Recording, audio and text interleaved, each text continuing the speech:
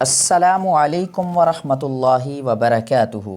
علامہ ابن جوزی اپنی کتاب ذی الحوی میں لکھتے ہیں، ابن نجی نے ایک با اعتماد دوست کا واقعہ بیان کیا کہ ایک رات میں نے خواب میں دیکھا میرے گھر کے قریب جو قبرستان ہے اس قبرستان کے مردے اپنی قبروں سے نکلے ہیں اور ایک جگہ اکٹھے ہو رہے ہیں، حتیٰ کہ تمام اہل قبور ایک جگہ اکٹھے ہو رہے ہیں، یہاں تک کہ تمام اہل قبور ایک جگہ جمع ہو گئے۔ پھر انہوں نے گریہ وزاری شروع کر دی اور گڑ گڑا کر دربار الہی میں دعا کرتے ہیں، یا اللہ جو فلاں عورت صبح مر گئی ہے وہ ہمارے قبرستان میں دفن نہ ہو، یا اللہ ہمیں تو اس سے بچا لے۔ یہ گریہ وزاری سن کر میں نے ایک مردے سے پوچھا، ماجرا کیا ہے، تم کیوں یہ دعا کر رہے ہو؟ تو اس نے بتایا، جو عورت آج مری ہے جہنمی ہے، اگر یہ ہمارے قبرستان میں دفن کر دی گئی تو ہمیں اس کا عذاب دیکھنے میں تکلیف ہوگی، اس لیے ہم یہ گریہ زاری کر رہے ہیں اور گڑ گڑا کر دعا مانگ رہے ہیں۔ یہ سن کر میں بیدار ہو گیا اور سخت متعجب ہوا۔ صبح ہوئی تو قبرستان کی طرف نکلا اور دیکھا کہ گورکن قبر کھودنے والے قبر کھود چکے ہیں۔ میں نے ان سے پوچھا یہ کس کے لیے بنائی گئی ہے؟ انہوں نے بتایا کہ ایک مالدار تاجر کی بیوی فوت ہو گئی ہے، اس لیے یہ قبر کھودی گئی ہے۔ میں نے ان کو رات والا منظر بتا دیا۔ قبر کھودنے والوں نے واقعہ سن کر قبر بند کر دی۔ اب میں انتظار کرنے لگا کہ کیا ہوتا ہے۔ تھوڑی دیر گزری تو چند آدمی آئے اور گورکنوں سے پوچھا، قبر تیار ہو گئی؟ انہوں نے جواباً کہا، یہاں قبر نہیں بن سکتی کیونکہ نیچے کیچڑ ہے۔ وہ آدمی یہ سن کر دوسرے ڈیرے پر چلے گئے۔ چونکہ وہاں بھی خواب والی بات پہنچ چکی تھی اس لیے انہوں نے بھی قبر کھودنے سے انکار کر دیا۔ پھر وہاں سے وہ آدمی کسی دوسرے قبرستان گئے اور وہاں قبر بنوائی۔ پھر میں جنازے کی آمد کا انتظار کرنے لگا۔ پھر اچانک شور اٹھا کہ جنازہ آ رہا ہے۔ میں بھی جنازے کے ساتھ ہو گیا۔ جنازے کے ساتھ ایک جم غفیر تھا۔ میں نے جنازے کے پیچھے ایک خوبر نوجوان کو دیکھا۔ میرے پوچھنے پر مجھے بتایا کہ اس عورت میت کا بیٹا ہے، اس کی اور اس کے باپ کی تعزیت کی جا رہی تھی۔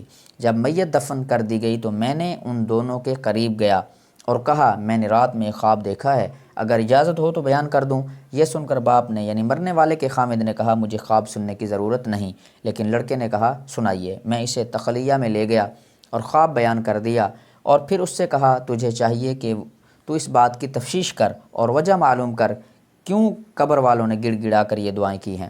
اس نوجوان نے کہا، اور تو مجھے کچھ معلوم نہیں، مگر اتنا جانتا ہوں کہ میری ماں شراب نوشی کرتی تھی اور گانے سنتی تھی، نیز دیگر عورتوں پر بہتان بھی لگایا کرتی تھی، مگر یہ افعال، یہ گناہ اتنے سنگین نہیں کہ یہاں تک بات پہنچ جائے کہ مردے بھی دعا کریں کہ یہ ہم میں دفن نہ ہو۔ ہاں، ہمارے گھر کی ایک بوڑھی عورت ہے جس کی عمر 99 سال کی ہے، وہ میری ماں کی دایا اور خدمتگار تھی۔ اگر آپ چاہیں تو چلیں، چل کر اس سے پوچھیں، شاید وہ میری ماں کا کردار جانتی ہو۔ پھر ہم دونوں اس نوجوان کے گھر گئے۔ اس نوجوان نے مجھے ایک بلا خانے میں داخل کر دیا۔ وہ معمر خاتون بیٹھی تھیں۔ اس نوجوان نے بڑھیا کو میری طرف متوجہ کیا۔ میں نے خواب بیان کر کے پوچھا، اماں کیا تیرے پاس کچھ معلومات ہے؟ یہ سن کر بڑھیا نے کہا، میں اللہ سے دعا کرتی ہوں کہ وہ اسے بخش دے، وہ عورت بہت زیادہ بدکار تھی۔ اس پر نوجوان نے بڑھیا سے پوچھا، کیا میری ماں شراب نوشی، گانے سننا اور عورتوں پر بہتان لگانے کے سوا بھی گناہ کرتی تھی؟ بڑھیا نے کہا، بیٹا اگر تو برا نہ مانے تو میں بتا دیتی ہوں، کیونکہ اس آدمی نے جو خواب بیان کیا ہے یہ تیری ماں کے گناہوں کے سامنے معمولی ہے۔ یہ سن کر نوجوان نے کہا، میں چاہتا ہوں کہ تو ہمیں بتائے تاکہ ہم ایسے کردار سے بچ جائیں اور عبرت حاصل کریں۔ یہ سن کر بڑھیا رونے لگی، خدا تعالیٰ جانتا ہے کہ میں کئی سال سے توبہ کر چکی ہوں اور مجھے امید تھی کہ تیری ماں بھی توبہ کر لگی، مگر اس نے توبہ نہیں کی۔ اب میں تجھے اس کے 3 کارنامے سناتی ہوں۔ تو اس بڑھیا نے عورت کے لڑکے کو مخاطب کر کے کہا، تیری ماں بہت بڑی بدکار تھی، ہر دن 1-2 نوجوان اس کے گھر آتے جاتے تھے جن سے وہ اپنی خواہش پوری کرتی تھی، اور تیرا باپ بازار میں کام کرتا تھا۔ پھر تو جب جوانی کو پہنچا تو وہ نہایت وجیحہ نوجوان تھا۔ میں دیکھا کرتی کہ تیری ماں تیری طرف خواہش کی نظر سے دیکھا کرتی تھی، حتیٰ کہ ایک دن تیری ماں نے تجھ سے کہہ دیا کہ میں اپنے بیٹے پر فرفتہ ہو گئی ہوں، لہٰذا کسی طریقے سے اس کو میری طرف راغب کر۔ میں نے یہ سن کر تیری ماں سے کہا، بیٹی یہاں تک کیوں جاتی ہے؟ تیرے لیے اور بہت سارے نوجوان ہیں جن سے تو اپنی خواہش پوری کر سکتی ہے، لہٰذا بیٹی تو اللہ تعالیٰ سے ڈر اور اس ارادے سے باز آ جا۔ تو تیری ماں کہتی تھی، نہیں مجھے اس کے سوا صبر نہیں۔ تو میں نے تیری ماں سے پوچھا، تو اس مقصد میں کیسے کامیاب ہو سکتی ہے؟ حالانکہ تیرا بیٹا بھی نوعمر ہے، تو خام خواہ بدنام ہوگی، لہٰذا خدا کے لیے اس ارادے سے باز آ جا۔ تو تیری ماں نے مجھ سے کہا، اماں تو میری مدد کر تو میں کامیاب ہو سکتی ہوں۔ میں نے پوچھا، کیا ہیلا کیا جائے؟ تو تیری ماں نے کہا، فلاں گلی کے مکان میں ایک عارضی نویس ہے جو رکے خط لکھ کر مردوں کو عورتوں سے ملاپ کراتا ہے اور اجرت لیتا ہے۔ اس کو کہہ کہ وہ میرے بیٹے کو تحریر لکھے اور نام لیے بغیر کہے کہ ایک دوشیزہ تجھ سے عشق کی حد محبت کرتی ہے، وہ تجھ سے فلاں جگہ فلاں وقت میں ملاپ چاہتی ہے۔ اس بوڑھی عورت نے کہا میں نے ایسا ہی کیا، اور جب تجھے وہ میں نے خط دیا تو بھی فرفتہ ہو گیا، اور تو نے بھی لکھ دیا کہ مجھے منظور ہے، فلاں وقت میں آ جاؤں گا۔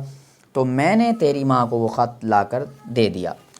تیری ماں نے جواب پڑھ کر کہا اماں تم میرے بیٹے سے کہو کہ فلاں وقت فلاں جگہ آ جائے، اور تو فلاں بلا خانے کو اچھی طرح تیار کر، اس میں پھل اور خوشبو وغیرہ کا انتظام بھی کر، اور تو میرے بیٹے کو یہ بھی کہے کہ جس عورت نے تجھے بلایا ہے وہ ابھی دوشیزہ ہے اور وہ روشنی پسند نہیں کرتی، بلکہ یہ کام اندھیرے میں بہتر ہے تاکہ تمہارے والدین کو تم پر شک نہ گزرے۔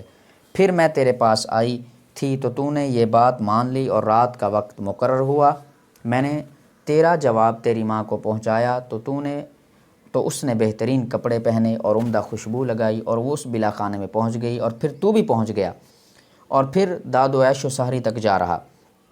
پھر تو وہیں سو گیا تو میں نے صبح کے وقت آ کر تجھے جگایا۔ پھر چند دنوں کے بعد تیری ماں نے تجھ سے کہا اماں میں اپنے بیٹے سے حاملہ ہو گئی ہوں، اب میں کیا کروں؟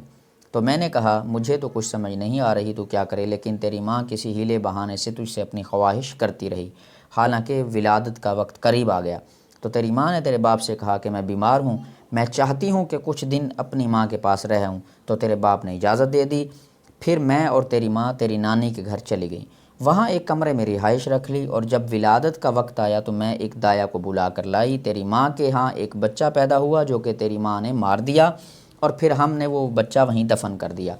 کچھ دن گزرے کہ تیری ماں نے مجھ سے کہا اب میں پھر اپنے بیٹے سے خواہش پورا کرنا چاہتی ہوں۔ تو میں نے کہا بیٹی جو کچھ ہو چکا وہ تیرے لیے کافی نہیں؟ تو تیری ماں نے کہا نہیں مجھے صبر نہیں، اور پھر اسی طرح یہ سلسلہ شروع ہو گیا۔ پھر جب بڑھیا دوسرا واقعہ سنانے لگی تو اس عورت کے بیٹے نے یہ کہہ کر بات ختم کر دی اماں بس کر، اتنا ہی کافی، اللہ تعالیٰ میری ماں پر لعنت کرے اور ساتھ تجھ پر بھی لعنت ہو۔ یہ کہہ کر وہ اٹھ کھڑا ہوا اور میں بھی اس کے ساتھ اٹھ کر آ گیا۔ کاش کہ وہ بڑھیا دوسرے واقعات بھی سنا دیتی۔